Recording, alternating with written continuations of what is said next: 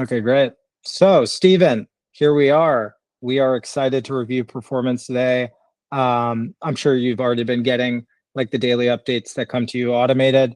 Um, but I guess before we go ahead and get into it, I'll kind of pass the mic over to you. Any general updates you want to give on business, state of the union, inventory, planning, et cetera, before we go ahead and review? Yeah, month to date, pretty exciting. We actually have already hit our December monthly revenue number, and it's only the 17th. Pretty awesome considering the shipping cutoff's 2 days from now. So everything that we get from here on out for the rest of the month is basically just gravy, pulling some revenue up from January, which is a historically rough month for outdoor brands. And I'll kind of just jump in there quickly and just show you a couple things because like you can kind of see some of the things that's happening. So just kind of jumping into Polar to take a look at some stuff. I think like one of the things to note is like after our conversation last week, we're like, okay, we're doing great. Efficiency is where we need it to be. We want to continue the performance trend and try to take as much revenue on January as we can.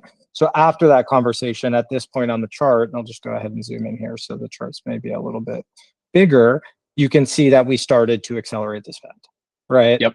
So like you can see on the trend line, like knowing that we have advantageous efficiency and we have strong performance, that like we want to try to prop up those things that are performing well. I'll talk more about what those things are as we get deeper into it and start to accelerate spend. So we started to Yep. do that. We saw a little bit of a pullback, as you mentioned, around the 15th. We made some adjustments and we seem to be kind of back on track. We swapped in some of the new ad content. We've also repositioned the spend, which I'll talk about a little bit. But I think what we're kind of looking for now is there's going to be a cliff at some point where the shipping cutoff hits. And that's what Aldrin and I were talking about before you hopped on the call. Shipping cutoff hits and the conversion rates drop. And then all of a sudden our efficiency and our recurrent and our meta performance is going to start to drop. So we're kind of watching day by day at like the 5 to 6 grand a day level, and we're moving it around a little bit. So like we're moving the spend around a little bit. Again, if we're taking efficiency, we're trying to collect from January when we know there's a slowdown. And if we're hitting the contribution margin and KPI, we keep that trend going. Yep. Yeah. One of the things that's been amazing is like, we get the email reports from Polar every morning that kind of show us, hey, here's where revenue hit, here's what products we're selling the most, here's where the ROAS was, here's where the MER was. And so we're able kind of like first thing in the morning without having to jump into spreadsheets or the dashboard to like get this little notification that gives us a pulse check of where things are at. In addition to that, this combined with like some of the Shopify data, like we have really good levers now. Think of it as like our check engine light is either on or off really quickly, and we're able to discern why or why not really fast because of just like the visibility we get to all this data that's put in there in live, like in real time. So like we could actually Yeah, even and you go can and look see at. how we kind of actioned it too. Like when Mhm. you had reached out and we had seen it too, that there was like a pullback on a day. Yep. You get that email in your inbox. You're like, hey, there's looking like there's a little bit of a pullback. We're kind of off on efficiency. I think the efficiency landed pretty close to 3 on that day, where we need that. Obviously, want that at the 4 or above level.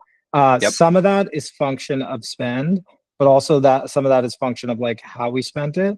But it's really helpful that you and I can kind of both see the same number and then figure Yep. out how we can diagnose it kind of in real time and make adjustment. So Yeah, it's totally also interesting aligned. too. It's also super interesting to see sometimes like how the consumer is actually just behaving, right? And so like traditionally we've seen these pullbacks in certain periods by the consumer in the data that allows us to like make assumptions and understand what's going on in the mindset of a consumer, right? So like if the news media can be negative, we've seen that Yep. affect how the data reports, right? It's not Yep. necessarily the quality of our ad, it's not necessarily the quality of our product offering or what people are experiencing on the website. It could just be noise that's happening outside in the macro environment. Yeah, Um, that happens, like when people are seeing like Bondi shooter or like Ohio, whatever that other university, like it's just the social platform is turbulent to like mhm. news cycle, right? So like I remember back to the days of like the George Floyd riots and like how bad the platform got during that time. So it's always good to kind of have a finger on the pulse. We're using that now to identify where the shipping cutoff drop off is going to be. Like, obviously, we have the dates. Aldrin and I just talked about the dates by region. So, like, we know when things will move around by region. But when we see that kind of daily pull and we don't see any bounce the next day, we know that we're in the cutoff dead zone and we're kind of like, we're ready to go. And by go, I mean reduce the budget. When we talked last about that, the budget and the efficiency drop that we saw in the dailies, I could see the next day it was bouncing. So that's when when I put that note up to you, I was like, hey, we have been increasing the spend. We're looking for more volume. We're filling the funnel. Given the 14-day consideration period for buying the product, it should start to bounce. And then it started to bounce like kind of the next day, and then we were back on track. I think we have to be very careful. I mean, if you look at the numbers, right? Like, this is our prorated target. Again, we can look at like what we actually have in here. What is the monthly goal? Let's just update this in real time for revenue. Monthly goal for revenue is closing in on, we're, adjusting it halfway through the month with where we're at. But what was the original? Sorry, what was the original? The original was 400. Okay, cool, great. Okay, great. So let me just put that in there real quick. Make sure that wasn't 4 million. So I think like this is a very telling chart of where we're at, right? This is a year-over-year comp, and I'll change it to period over period in a second. But like you can see total sales, we're at 195% of our goal. This is prorated. I love the prorated feature. Like, it's great. It shows you where we should be at based on how many days have transpired. With that, we're 195% of the way to the goal, and we've already beat the total goal on revenue for the month, right? Efficiency also at 133% of the goal, also beating efficiency target for the month and rounding out the year strong for us. And then if we look at increases, like 87% up on total sales, 33% up on marketing efficiency, 108% up on Google costs. That's great. Google's doing its thing. We were light on Google last year. That was all part of the plan when we did our Q4 planning, like going more bottom of funnel Google spending. And then only 24% up on Meta and collecting an 87% increase on sales. Great stuff across the board. The other things to note, CTV cost. We started spending on CTV. Awesome. It's in here. I love that Polar kind of gave us the ability to input that CTV cost into the platform. Like, instead of using like all these different connectors and stuff, it just came in naturally. And then I adjusted our custom metric for the MER in here to include that that CTV spend. So if you look at our MER custom input, and again, I always think of kind of Polar as a giant calculator, it has the CTV cost in our blended media spend now. So it's the truest MER. So like essentially we trued that CTV cost in, and we're still at the 425 efficiency level. Yeah, it's one of these things where it's like, I mean, you used to see my colorful spreadsheets with everything. I'd have to go in there and manually input, like, here's where revenue is for the day. Here's what we'd spend. I'd have to go into each independent platform, go to Google, go to Meta, go to the CTV, and like go and pull all this information. And it was a pretty manual process that probably took 30 to 40 minutes every day. And then we put it on Supermetrics. If you remember when we put on Supermetrics into the manual spreadsheet, and like it was still breaking all the time and like not great. But yeah, I think like this is a much more streamlined process. Oh yeah, no, like even if and especially during times of year where we're spending more, and so we want to see the result like same day, we're going to do that exercise 2, maybe 3 times, beginning, middle, and end of day, right? And so one of the things that I love about this is it's like I can go in there and just get my finger on the pulse right away of like, great. Like Ben, just go to today real quick in the top right, and I'll show you like what I love to do here. Is it's today like I can sometimes lags a little bit dependent on how fast the APIs pull the platform data.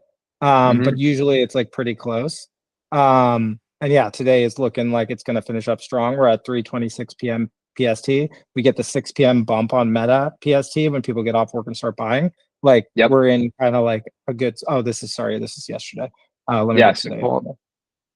And then you also get you have the comp versus the day prior. And so you can see this kind of like, well, what's happening right now to drive from yesterday, which was, I think it was showing a 4.4 something, to today's 5.3. We're getting closer to the shipping cutoff.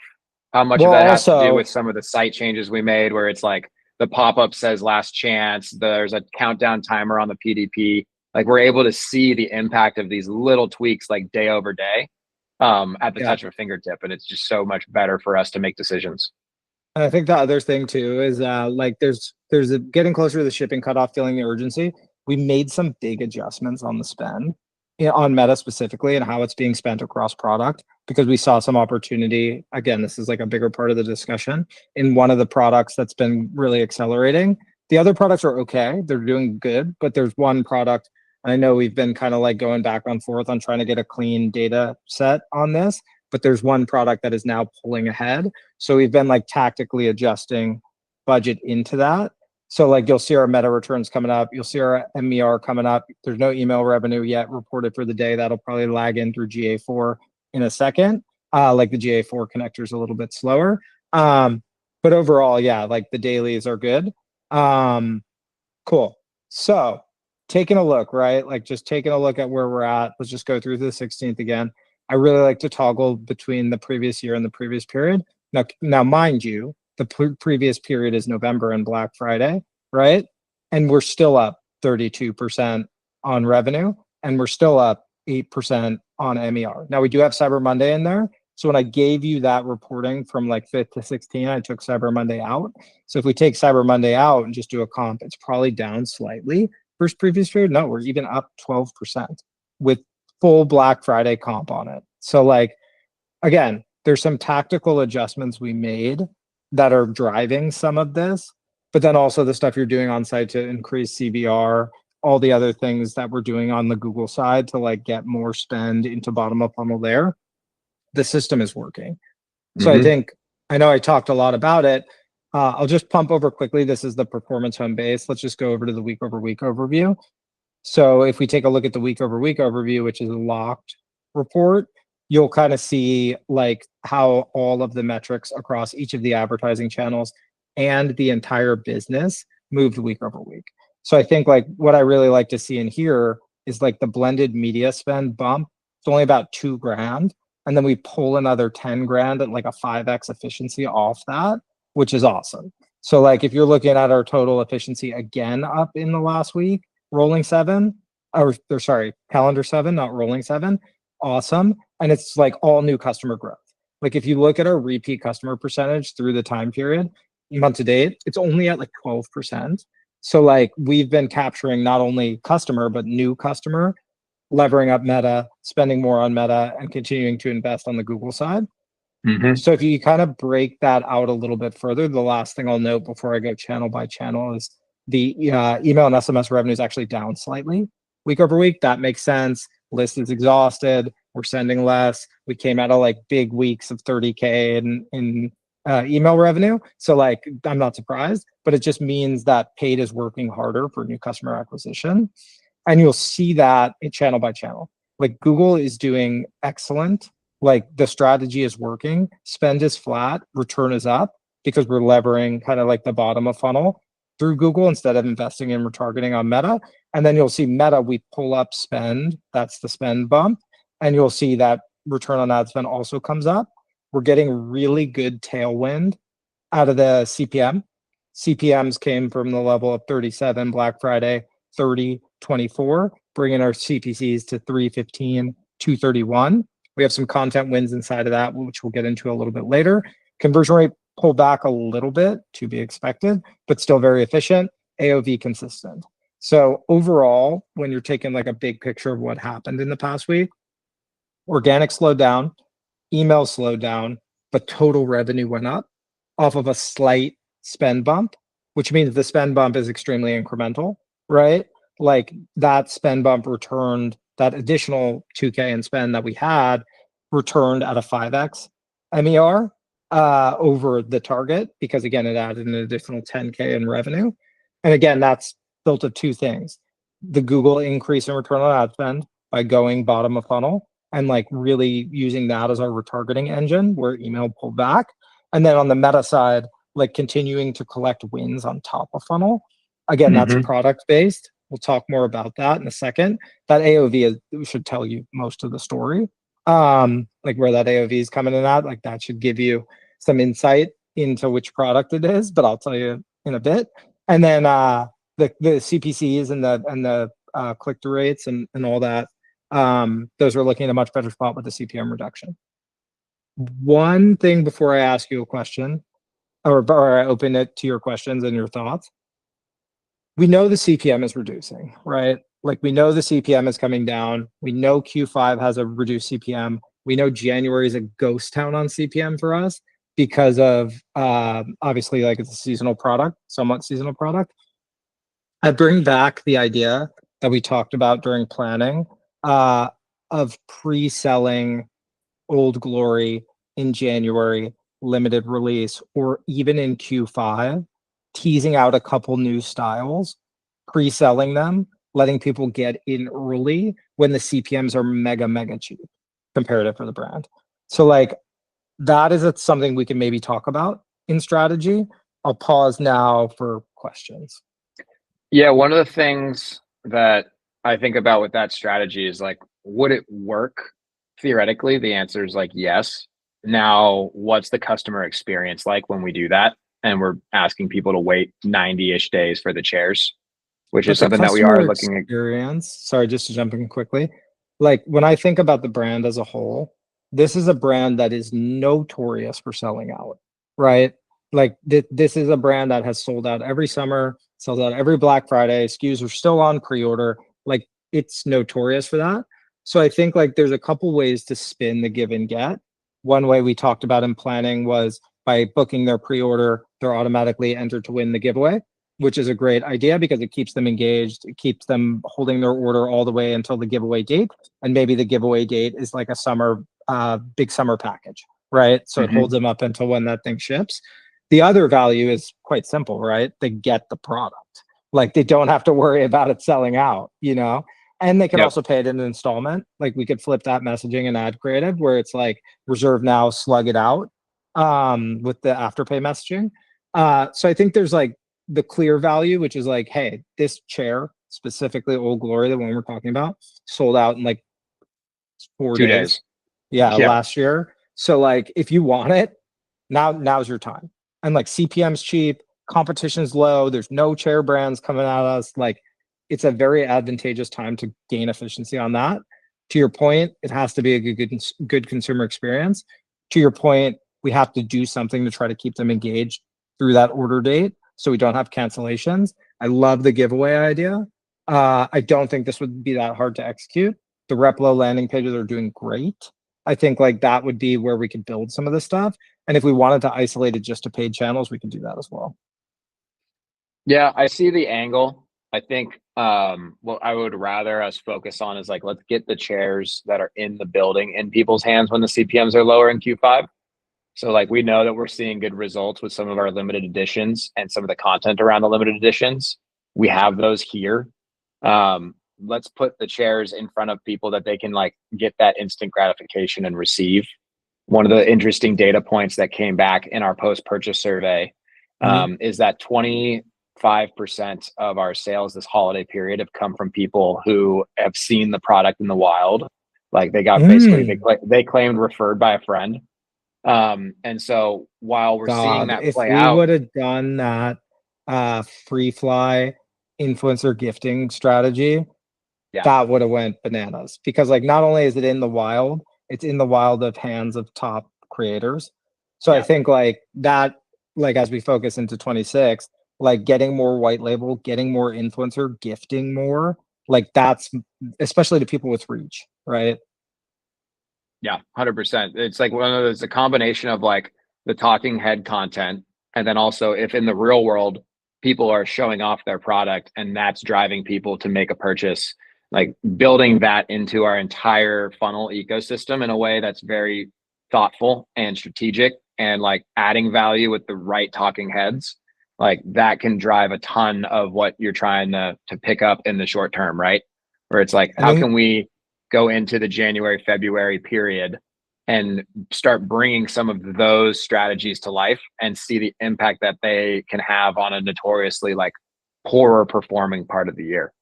Yeah, and we can toggle this report back, right? Like, so we can go back into this and go December all the way through Feb, or we can go to March of 24 and just take a look at the trend line of performance to kind of see how it moved and where the drop points are. I agree with you, right? Like I agree with you 100% that like there's enough meat on the bone with things available in stock to sell. I think, to be honest, that maybe gets us through Q5 if we push hard enough.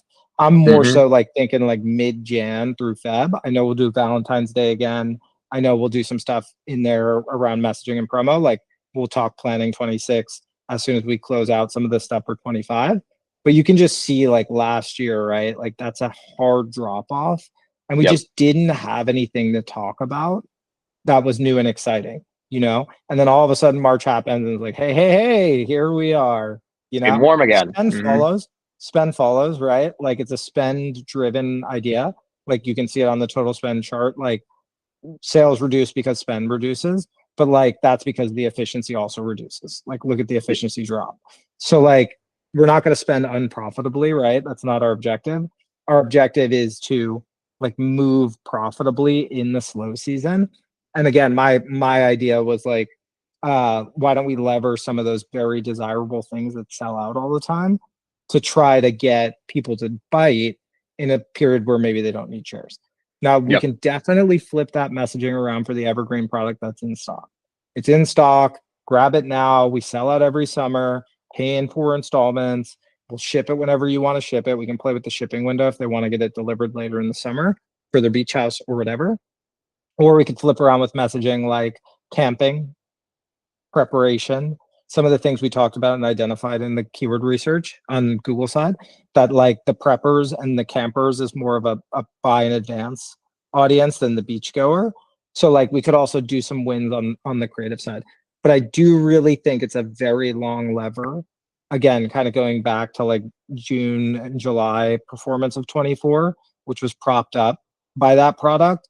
Like it's a very long lever if we want to pull it. We don't have to make the decision right now, but I think like keep it on the radar.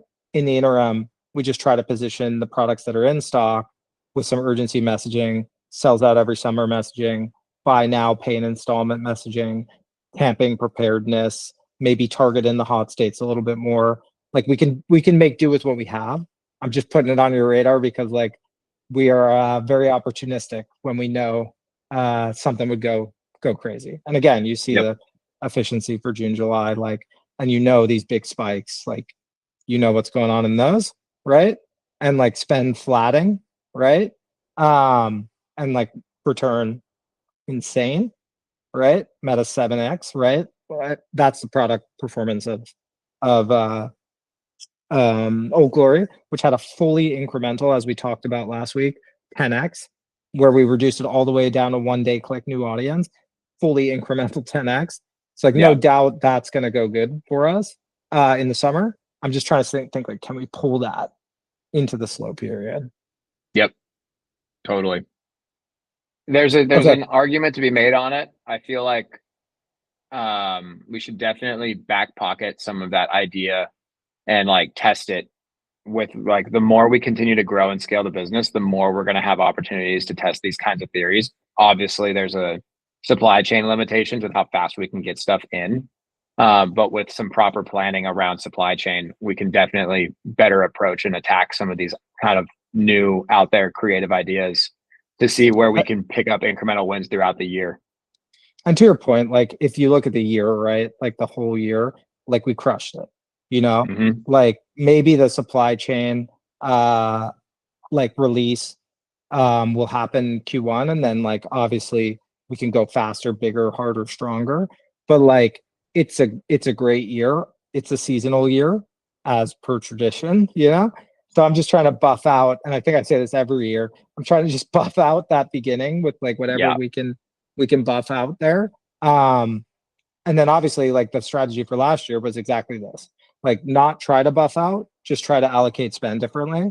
And that's exactly what we did, right? Like we spent the chart the way that we should have spent the chart. We might be a little light through December because we were a little cautious. But I think we can clean up in Q5. Yeah. And I think one of the things that I'm excited about going into 2026, right, is like we learned a ton this year because we had some special moments that we haven't had in the past. How can we compound on those? How can we spread those moments out? How can we have them last a little bit longer? I think we're going to see a really cool 2026 because of all the data that we're able to pull into this stuff. And that becomes inventory and creative refresh and like refreshing the ideas that win and like getting that velocity. When the product sells out in 2 days, right? Like you get a flash in the pan. Here we can maybe extend a bit more.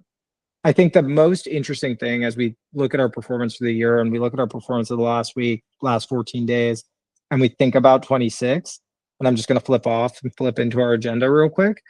If you take a look at this chart, and this screenshot didn't like render fully, but like this is basically month to date December performance. And we've always had this question, right? Of like, does one product outshine the others? And I think for me in December, like it's become clear that like the answer, and I know we've talked about this after Black Friday, Cyber Monday when we recapped, Eclipse. Eclipse. It is the product that is driving the highest return. It is where we reposition spend after the soft day and how we saw upswing. And it's like the thing that is just driving super high conversion rate off the Replo pages we made. I wish that this screenshot was better. Maybe I can see it in the motion board. Let me just get the screenshot up. Yeah, there you go. It's that Eclipse page that we made on Replo that like is driving that insane conversion rate, 4.5%, good creative, good pull, and it's working really well with the AOV. So like if I'm going into Q5, if I'm going into January, if I'm going into 26, like I think we bet bigger on the Eclipse bucket. 100%. That's a no-brainer. And we're seeing that in all other areas of the business too. Awesome. Okay, so we're on the same page. Last idea, and then I think we'll end the recording and we'll go into like the nuts and bolts of like inventory planning and all that good stuff. Celebrating the collaborative release to validate the products. So like we do have that big B2B arm, right? So like we're doing those like Pacifico chair. What was the other ones we did in the past year? The Volkswagen chair, like some of those other like big pops. That's never made its way into the D2C ecosystem, but I think it could really validate the product, even in like a middle of funnel consideration, because like the brand is so legit that Volkswagen buys thousands in custom, you know? So like you're not just another drop shipper, you're trusted by Toyota, you know, like there's a lot of stuff I think we can do with that in 26. I saw when Aldrin sent me the line sheet for 26, Toyota TRD is a little gray maybe on there.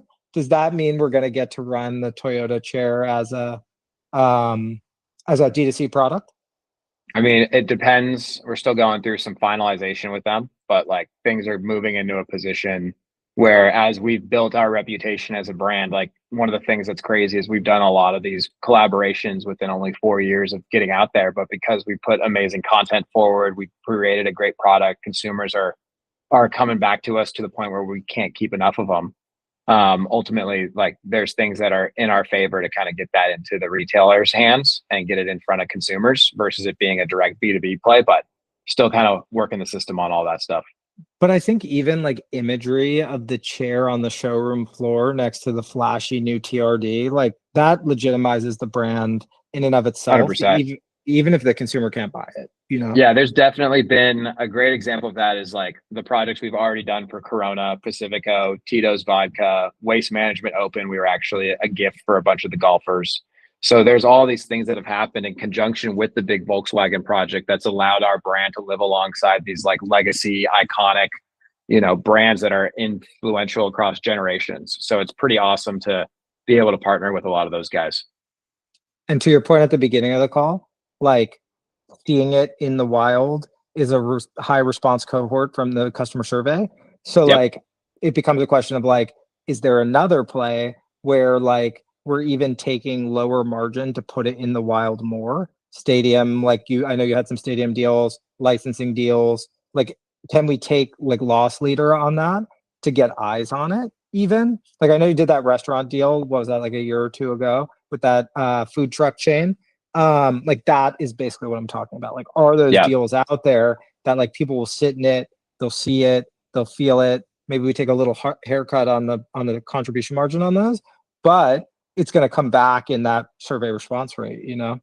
Yeah, and we'll see that translate into ultimately better efficiency all around. Like the more kind of think of a bell curve for adoption and customer adoption. So all good stuff pointing in really good directions. Okay, I'll go ahead and just end the screen share before we get into the tactical, like what are we doing? How's it going? But thank you, Stephen, for being a part of the recording.